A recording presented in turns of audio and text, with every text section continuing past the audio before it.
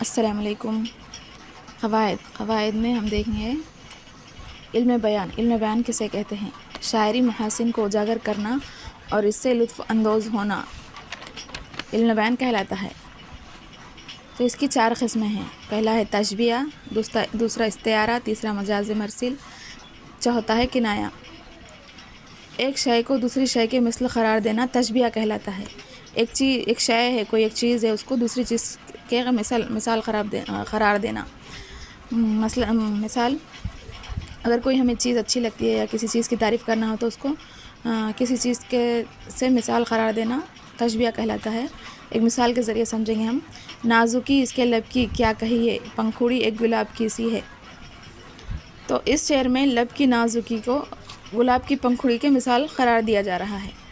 لب کی نازکی کو گلاب کی پنکھوڑی کے مثال قرار دیا جا رہا ہے، جسے تشبیہ کہتے ہیں۔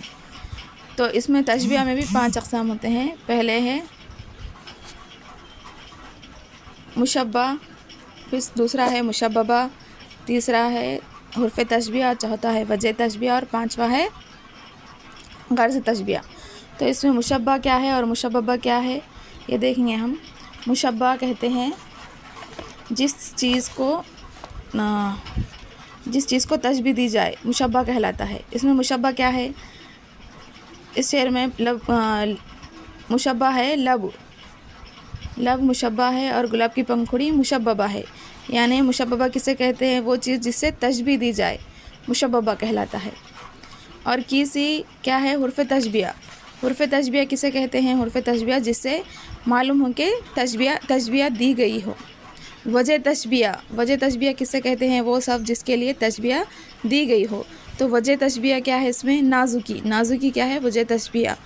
اور غرض تشبیہ کسے کہتے ہیں؟